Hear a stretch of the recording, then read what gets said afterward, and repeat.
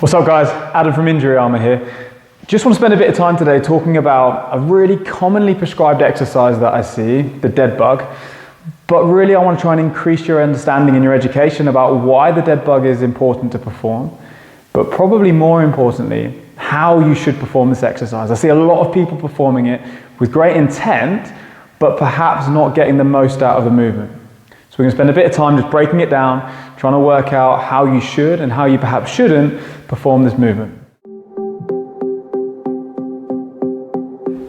All right, so the dead bug is a fantastic midline or core exercise that people execute, whether it's in a gym setting or in a rehab environment.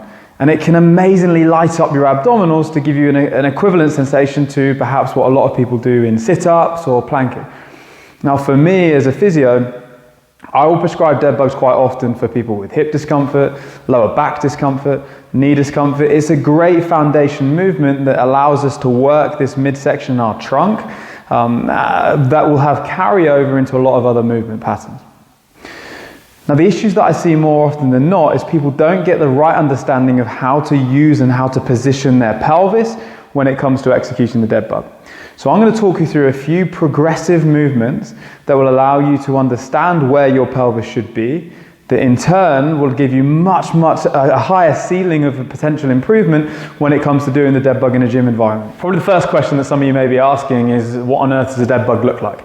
Now I'm going to walk you through now what a dead bug looks like, but in the same movement I'm going to show you where the most common movement flaw occurs. So this is the dead bug. On your back, hips up to 90 degrees. Now I would recommend that the head is then relaxed onto the floor, arms pointed towards the ceiling. In simple terms, the movement looks like this. But I want you to zone in on one particular area. Now that's the lower back. What a lot of people fail to do when they're executing the dead bug is they fail to tuck their pelvis underneath themselves and flatten the rib cage down, which in turn will allow you to maximize the abdominal benefit from this movement. The next position I'm going to show you is how we can, in a much kind of more controlled position, get this pelvis tuck and this rib flattening to happen far easier. Okay, sometimes with exercises we need to regress the difficulty of the movement to in the future then increase the ceiling of your capacity to achieve what you're ultimately trying to achieve in the first place, which was probably better muscle activation. So by doing this foundation position, what I mainly want you to focus on is what's going on, what we describe as lumbar pelvic control, but in simple terms it's your ability to flatten your lower back whilst engaging the right movement of your rib cage. Now I would really encourage, no matter what level of performance or exercise ability, I would truly encourage you to get this movement pattern locked in first before you spend too much time playing around with the conventional dead bug position. It should look like this. All you need is a wall in yourself.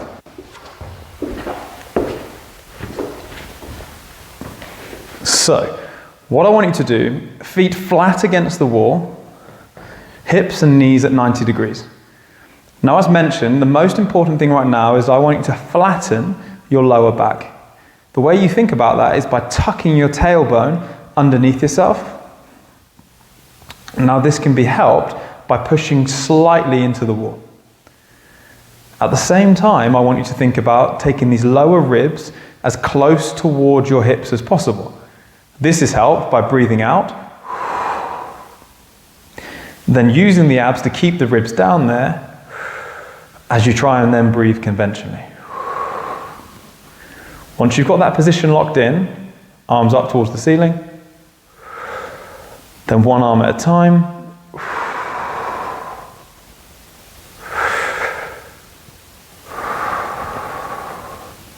Keep those rib cage nice and low and the pelvis tucked. You can do both hands at the same time.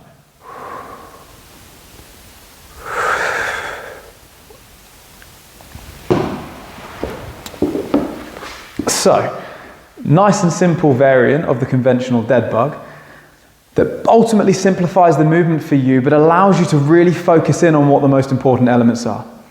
The lumbar pelvic control, or flattening that lower back, and keeping your rib cage nice and flat and low, which in turn will allow you to execute the right amount of abdominal control. I hope this video has been helpful. I've been Adam from Injury Armor. Hopefully see you soon.